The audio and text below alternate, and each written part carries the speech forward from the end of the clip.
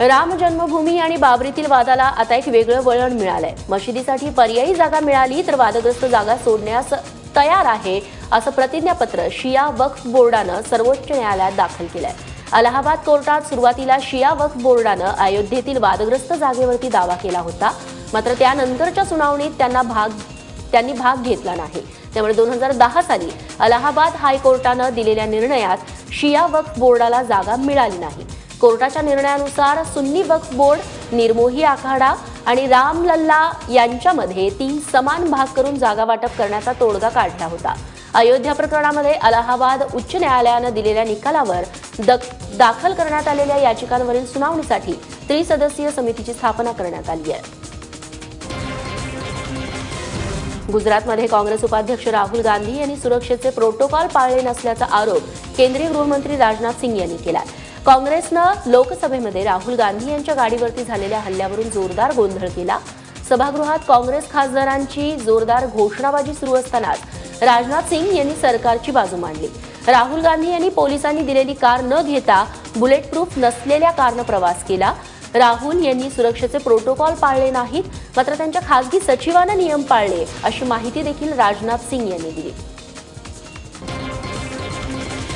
मुझे ऐसा लगता है कि वो वहाँ की यात्रा जो उन्होंने की आपदा का जायजा लेने के लिए नहीं, बल्कि शायद आपदा पर्यटन के लिए वहाँ पर जो वो दौरा करने के लिए गए। दुसरीकडे 500 आणि 2000 रुपयांच्या नोटांवरून विरोधकांनी केंद्र सरकारला धारेवर धरलं। 500 आणि 2000 रुपयांच्या नोटा संसदेत दाखवत या नोटांचे डिझाईन आणि आकार वेगवेगळे असल्याचं काँग्रेस नेते कपिल सिब्बल यांनी निदर्शनास आणून दिलं। या शतकातील सरकारचा हा सर्वात मोठा घोटाळा असल्याचा आरोपही यावेळी विरोधकांनी केला। यामुळे पहिल्या तासाभरात 4 वेळा राज्यसभेचं कामकाज तहकूब करावं लागलं। काँग्रेस नेत्यांनी सभागृह नेत्यांच्या समोर वेलमध्ये येऊन जोरदार घोषणाबाजी केली, तर विरोधक विनाकारण क्षुल्लक गोष्टींचा बाऊ करतायत असं अर्थमंत्री अरुण जेटलींनी सांगितलं।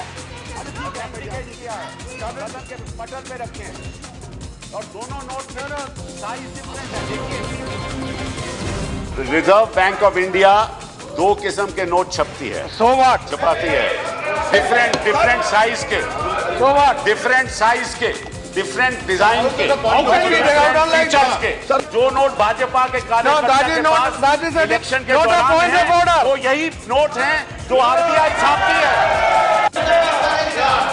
There is no such provision that you can flash any paper at any time and say it's a point of order. There are rules under which you give notice. You start raising issues with regard.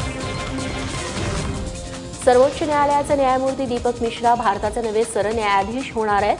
कायदा आणि न्याय मंत्रालयाने याबाबत अधिकृतरित्या घोषणा केली। सध्याचे सरन्यायाधीश JS खेहर हे येत्या 27 तारखेला निवृत्त होतील। त्यानंतर त्यांचा पदभार दीपक मिश्रा सांभाळणार आहेत। दीपक मिश्रा यांनी याकूब मेमनचा खटला पहाटे 5 वाजता निकाली काढत पुढच्या 2 तासात याकूबला फाशी देण्यात येईल असं जाहीर केलं होतं। याशिवाय दिल्लीतल्या निर्भया प्रकरणात 4ही दोषींना त्यांनी फाशीची शिक्षाही सुनावली होती। याच प्रकरणानंतर 63 वर्षीय दीपक मिश्रा आता प्रकाश झोतात आले।